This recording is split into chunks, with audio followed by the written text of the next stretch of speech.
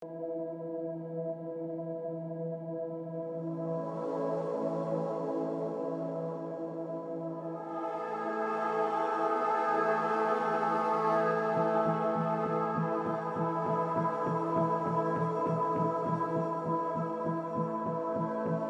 semua, nama saya Aji dan selamat datang di video saya. Di sini saya akan sedikit menjelaskan bagaimana cara untuk mengembangkan strategi hubungan eksternal. Nah, mengapa hal ini penting? Hal ini penting karena ini akan menyangkut terkait brand image atau reputasi publik dari suatu perusahaan tersebut. Apabila suatu perusahaan memiliki reputasi atau brand image yang baik, itu akan bisa menjadi keunggulan baginya untuk menghadapi para pesaing. Nah, apa saja sih cara untuk mengembangkan strategi hubungan eksternal? Setidaknya ada beberapa cara yang bisa kita lakukan, yaitu yang pertama adalah memperjelas maksud dan tujuan strategis. Mengapa hal ini penting? Hal ini penting karena ini merupakan step atau fondasi awal sebelum kita melakukan step-step berikutnya. Di sini kita harus memperjelas apa saja maksud dari kita melakukan atau menyampaikan pesan tersebut dan juga apa tujuan kita. Nah, yang kedua adalah identifikasi audiens atau pemangku kepentingan utama. Di sini, pemangku kepentingan utama adalah semua audiens yang mendengarkan pesan yang kita sampaikan.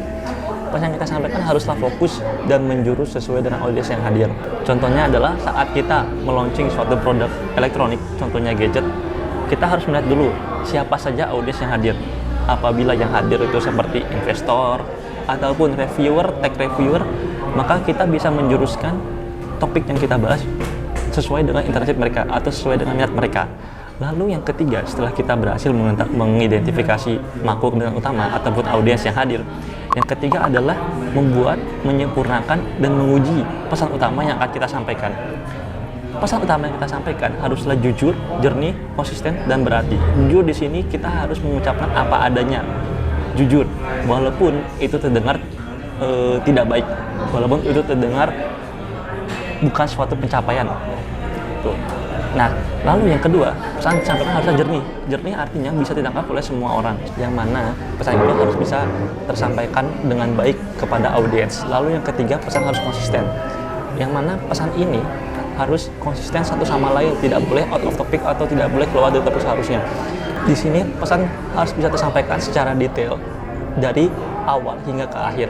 Walaupun pesan yang disampaikan itu cukup singkat atau memiliki waktu yang singkat, juru bicara harus pandai dalam memilih kata supaya pesan yang disampaikan itu bisa berarti atau bermakna bagi audiens. Setelah melakukan 3 step tadi, pilih, batasi, dan latih juga juru bicara. Di sini kita harus memilih juru bicara atau pemateri yang sesuai dengan posisinya, sesuai dengan kredibilitasnya.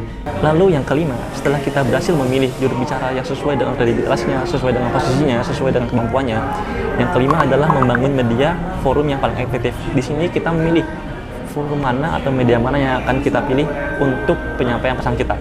Saat ini mungkin forum atau media yang paling efektif yaitu sosial media, YouTube, Facebook, karena ini bisa disampaikan secara luas, bisa diterima juga oleh orang lain, dan tidak terlalu memerlukan banyak biaya. Lalu setelah itu kita menentukan waktu terbaik kita kira-kira kapan nih akan menginformasikan suatu topik itu. Topik yang kita bicarakan itu tidak boleh terlalu lama ataupun terlalu singkat, karena kalau misalkan terlalu lama itu akan mengurangi seperti antusiasme atau ketertarikan dari audiens tersebut. Lalu apabila terlalu cepat, mungkin orang-orang akan menganggap bahwa topik atau pesan yang kita sampaikan itu belum terlalu matang.